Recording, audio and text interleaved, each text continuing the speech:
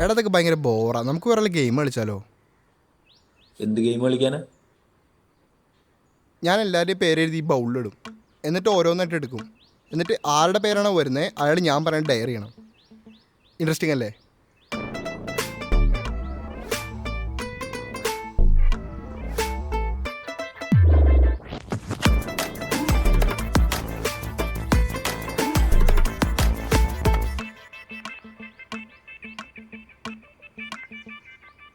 എടാ എബി, ഒരു 5 പുഷ്പടിച്ചടാ. 1 2 3 4 5 6 7 8 9 10 11 12 13 14 15. വാ. അങ്ങനെ എബിൻ നമ്മുടെ ഡയർ കംപ്ലീറ്റ് ചെയ്തിരിക്കുകയാണ്.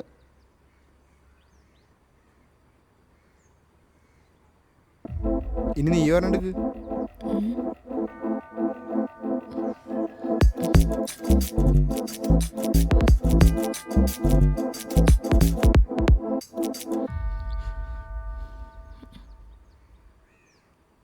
അളിയ കാർത്തികേ,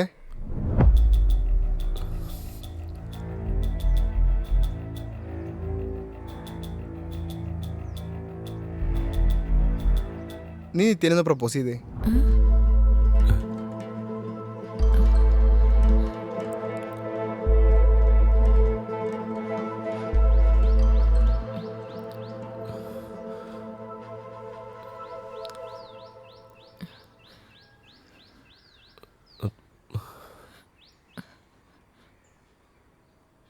ഐം സോറി നിത്യ, എനിക്ക് പറ്റുന്നു തോന്നുന്നില്ല.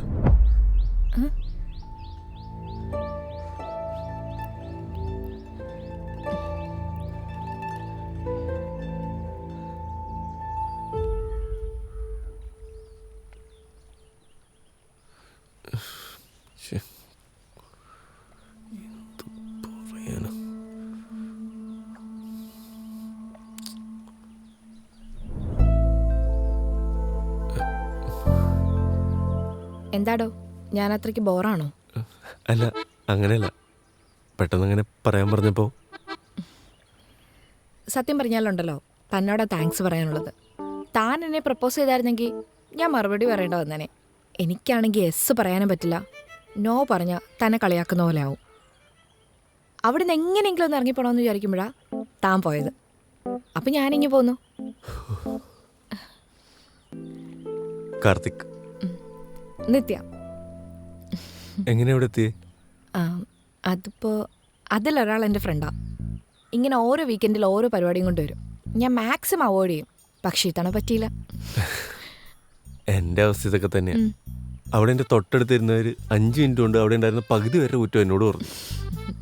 എന്നാൽ അവരൊക്കെ നേരിട്ട് കാണുമ്പോൾ ബെസ്റ്റ് ഫ്രണ്ട്സ് ആണെന്നാലും. മേ ബി എൻ്റെ കുഴപ്പമായിരിക്കാം. എനിക്കിങ്ങനെ ആൾക്കാരായിട്ട് പെട്ടെന്ന് കണക്ട് ചെയ്യാൻ പറ്റുന്നില്ല. അതുപോലെ ഈ ആൾക്കാർ കാണുമ്പോൾ തന്നെ ഹഗ് ചെയ്യില്ലേ, എനിക്ക് അതൊക്കെ പറഞ്ഞ. എൻ്റെ കൂടെ വർക്ക് ചെയ്യുന്ന ഒരാൾ, ഞാൻ അത്ര സംസാരിച്ചിട്ടൊന്നുമില്ല. പക്ഷെ പുള്ളി എന്നെ പുള്ളിയുടെ ബർത്ത്ഡേക്ക് വന്ന് ക്ഷണിച്ചു. ഞാൻ പോയില്ല. പക്ഷെ നെക്സ്റ്റ് ഡേ പുള്ളി വന്ന് 1 ഷോ. എന്താ എന്നെ ഭയങ്കര ഫ്രണ്ടായിട്ടാണ് കണ്ടത്, ഞാൻ ചെല്ലാൻ മോശമായിപ്പോയി, അങ്ങനെ എന്തൊക്കെയൊക്കെയോ. നമുക്ക് പ്രായമായതുകൊണ്ടുള്ള തോന്നലായിരിക്കൂലേ?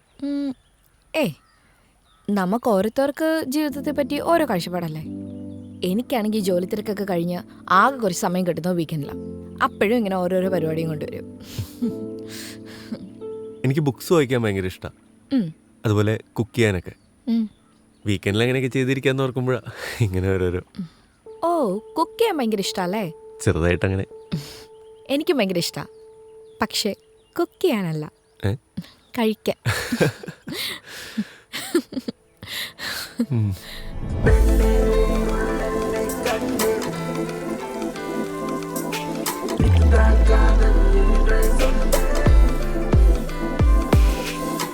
உன்னருகில் இருக்கும்போது நான் மழலையாவேனே, நீ என்னை பார்க்கும்போது தொலைவேனே நான் தானே. உயிர் வாட்டி வாட்டி தினமும் உன்னை விட்டு மனம் எங்கும் புது மயக்கத்தில் என்ன நான் உன் நிழல்தானே.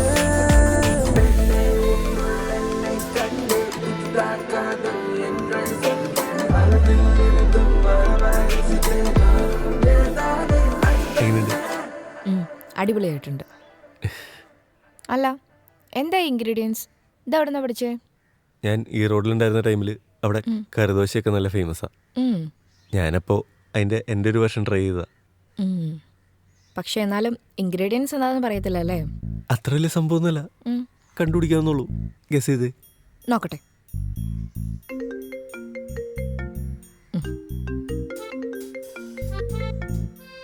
അമ്മയാ. ആ അമ്മ പറയ്. ഞാനേ ഫുഡ് കഴിക്കുക ഫ്രണ്ടിൻ്റെ അടുത്ത്. ദോശന്നൊക്കെയാ പറയുന്നേ. ഒരു തട്ടിക്കൂട്ട് കറിദോശ. ഞാൻ ഉണ്ടാക്കിയതല്ല, എനിക്ക് ഫ്രണ്ട് ഉണ്ടാക്കി തന്നെയാ. കാണിക്കാം. Hi aunty, Karthik. ഹായ് മോനെ, ഇതങ്ങനെ അധികം ആരോടും അടുക്കാറില്ല. അല്ല, ഞങ്ങള് ഇന്ന് പരിചയപ്പെട്ടോളേ. മീറ്റ് ചെയ്ത അന്ന് തന്നെ നിനക്ക് മസാല ദോശ ഉണ്ടാക്കി തന്നല്ലേ? ഒന്ന് പോമേ, ഞാനേ പിന്നെ വിളിക്കാം. ശരി ശരി.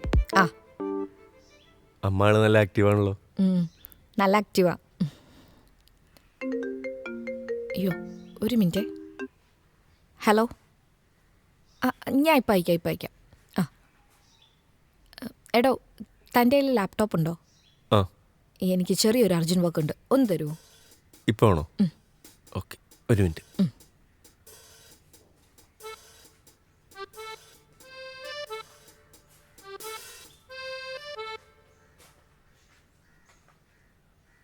ലാപ്ടോപ്പിൽ ചാർജില്ല. ഐപാഡ് ഓക്കെ അല്ലേ? ആ ഓക്കെയാ. Thank you. താനിരിക്കും, ഞാനിപ്പോൾ ഒരു കോൾ ചെയ്തിട്ട് വരാം. ഹലോ. ആ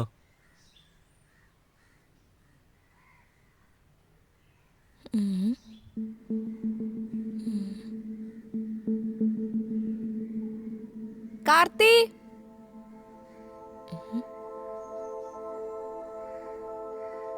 കാണുന്നില്ലല്ലോ. കാർത്തി. കാർത്തി. ഓ കുറേ നേരമല്ലോ പോയിട്ട്. അല്ല, ഒരു കോളിലായിരുന്നു. എന്തു പറ്റി? ഞാൻ വന്ന ഇഷ്ടപ്പെട്ടില്ലേ? അങ്ങനെ ഞാൻ പറഞ്ഞോ? എന്തിനാ പറയുന്നേ? ഫേസ് കാണുമ്പോൾ മനസ്സിലാവുന്നുണ്ടല്ലോ. അതൊന്നുമില്ല, തനിക്ക് ചിലപ്പോൾ പറഞ്ഞാൽ മനസ്സിലാവില്ല. ഒന്ന് പറഞ്ഞു നോക്ക്, അപ്പം അറിയാം. എടാളിയ, ഞാൻ അവൾക്ക് എന്തുമാത്രം ചെയ്തു കൊടുത്തിടുന്നറിയാമോ?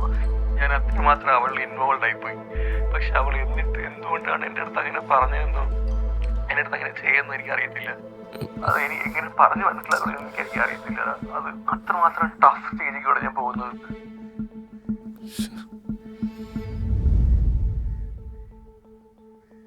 അവൻ എൻ്റെ ഏറ്റവും അടുത്ത ഫ്രണ്ടാണ്. എനിക്കൊരാളിങ്ങനെ ഒന്ന് വിഷമം പറയുമ്പോൾ അവരോടെന്ത് പറയണമെന്നറിയില്ല, എങ്ങനെ റിയാക്ട് ചെയ്യണമെന്ന് പോലും അറിയില്ല. അവരെന്ത് പറഞ്ഞ് ആശ്വസിപ്പിക്കണമെന്ന് പോലും എനിക്ക് അറിഞ്ഞൂടാ. അതിനാണോ ഇങ്ങനെ വിഷമിച്ചിരിക്കുന്നേ? ഇതാ ഞാൻ പറഞ്ഞത്, തനിക്ക് പറഞ്ഞാൽ മനസ്സിലാവില്ല എന്ന്. അവൻ്റെ അവസ്ഥയിലൂടെ ഞാൻ കടന്നു പോയിട്ടില്ല. അവനെങ്ങനെ ഫീൽ ചെയ്യണമെന്ന് പോലും എനിക്കറിയില്ല. പിന്നെ ഞാൻ അവനെന്ത് പറഞ്ഞ് ആശ്വസിപ്പിക്കാനാ? ഒന്നും പറയണ്ട, ഒന്ന് കേട്ടിരുന്നാ പോരെ. വിളിക്ക്, ഒന്ന് സംസാരിച്ചു നോക്ക്.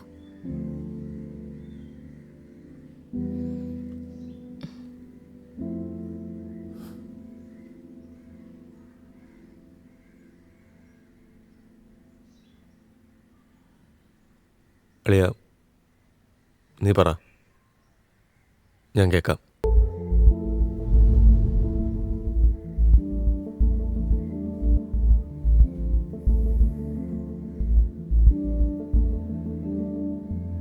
എന്തായാലും താങ്ക്സ് അല്ലേ. നീയെങ്കിലും എനിക്കിത് ഞാൻ പറയുന്നൊന്ന് കേൾക്കാൻ ഉണ്ടായല്ലോ, എനിക്കത് മാത്രം മതി. എനിക്കൊരു സമാധാനമായി. ഓക്കേടാ.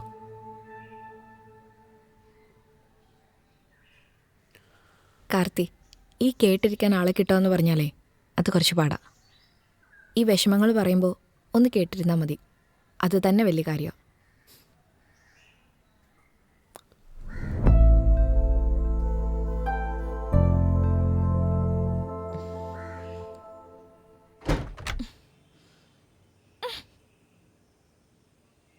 അവൻ അതിന് 2 കൊടുക്കാൻ പറ്റിയില്ല. ഷേ, വീട് അത് കഴിഞ്ഞില്ലേ? എന്ത് വിടാൻ? അത് നമ്മളിരുന്ന ടേബിളല്ലേ.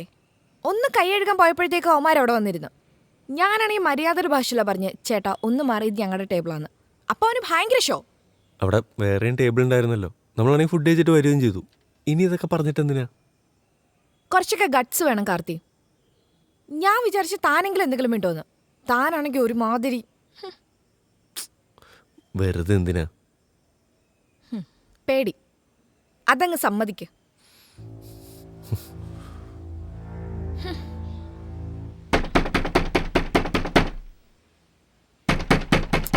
ആരിത്? കാർത്തി. വെള്ളം.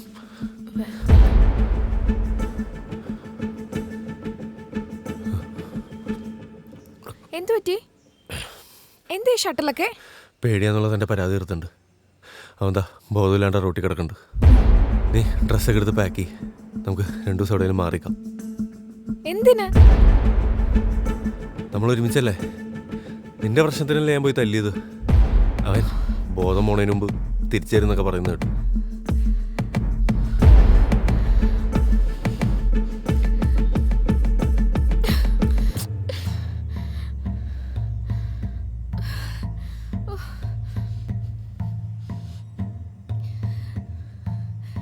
ഞാൻ അങ്ങനെയൊക്കെ പറഞ്ഞെന്ന് പറഞ്ഞ ഞാൻ അപ്പോഴത്തെ ഒരു ദേഷ്യത്തിന് പുറത്ത് പറഞ്ഞാ. ഇനി എന്താവും? എനിക്കാണെങ്കിൽ ആലോചിച്ചിട്ട് തല പിരിക്കുന്ന. ഞാൻ ഇനി എങ്ങനെ ഓഫീസിൽ പോവും?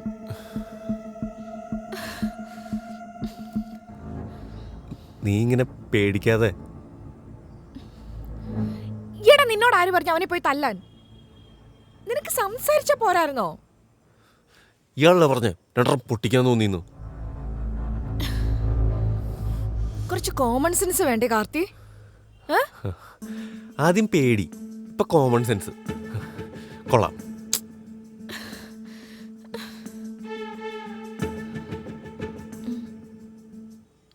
ഞാൻ വീട്ടിൽ വിളിച്ചാലോ?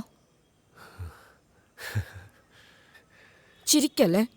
ഇപ്പൊ മനസ്സിലായില്ലേ ഇതൊക്കെ പറയുന്ന പോലെ അത്ര എളുപ്പമുള്ള കാര്യമല്ലെന്ന്? ഒഴിവാക്കി വിടാൻ പറ്റുന്നതാണെങ്കിൽ ഒഴിവാക്കി വിടണം. ഈ കാമായിട്ട് ഒരു പ്രശ്നത്തിനും പോകാത്ത ആൾക്കാരില്ലേ, അത് പേടി കൊണ്ടല്ല, ഇതുകൊണ്ടുണ്ടാകുന്ന പ്രശ്നങ്ങളെ പറ്റിയുള്ളൊരു ബോധമുണ്ട്. എന്നരുതി ആരെന്ത് പറഞ്ഞാലും മിണ്ടാണ്ടിരിക്കണമെന്നല്ല.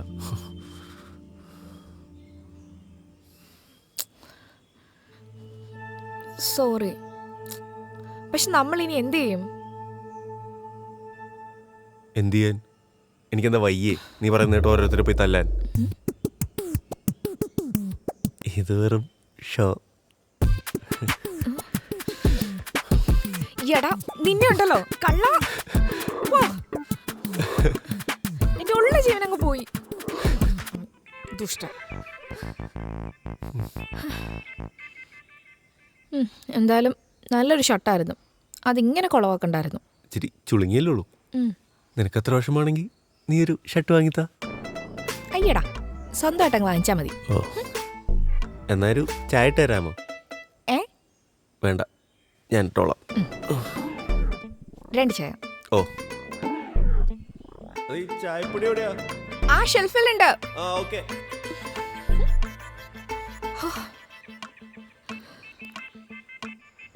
ഇല്ല, അമ്മ കുടിച്ചോ? ഞാനിപ്പോൾ ചായ കുടിക്കും. ഈ ഒരു വീക്കെൻഡ് വരാം. ചായ റെഡി. ഒരു മിനിറ്റ്. താങ്ക്സ്.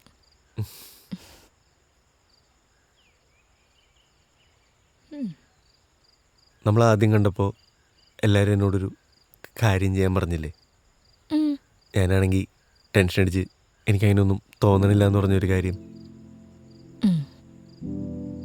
പ്രപ്പോസ് ചെയ്യാൻ പറഞ്ഞാരിയാ? അതെ, അത് ഞാൻ ഇപ്പം ചെയ്താൽ എങ്ങനെ ഉണ്ടാവും? ചെയ്ത് നോക്ക്, അപ്പം അറിയാം. എനിക്കതിനധികം ഫ്രണ്ട്സൊന്നുമില്ല. അങ്ങനെ ആരുമായിട്ട് ഞാനങ്ങനെ അധികം ക്ലോസ് ആവാൻ കഴിയാറുമില്ല. എൻ്റെ ലൈഫിൽ ഞാൻ ആദ്യമായിട്ടാണ് ഇങ്ങനെ ഒരാളോട് ഇത്രയും ക്ലോസ് ആവുന്നത്. നമ്മൾ ഒരുമിച്ച് ടൈം സ്പെൻഡ് ചെയ്യുമ്പോൾ ഐ ഫീൽ ഹാപ്പി. എനിക്കതിനെ പ്രപ്പോസ് ഒന്നും ചെയ്യാൻ അറിയില്ല. എനിക്കിഷ്ടമാണ്. തിരിച്ചെപ്പോഴേലും അങ്ങനെ തോന്നുകയാണെങ്കിൽ പറ. എന്റെ മോനെ, നിന്റെ അന്നത്തെ മസാല ദോശയിൽ വീണതാ ഇവിടെ. എടി, ചെറുക്കനെ ഇങ്ങനെ ഇട്ട് കഷ്ടപ്പെടുത്താതെ ഉള്ളിലുള്ളത് തുറന്നു പറയടി. അമ്മ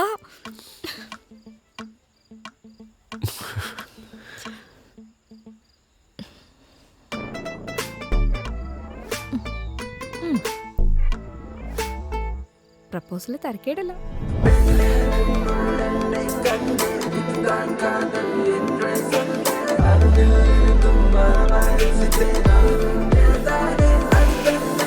உன்னருகே இருக்கும் போது நான் மழலையாவேனே, நீ என்னை பார்க்கும் போது தொலைவேனே நான் தானே.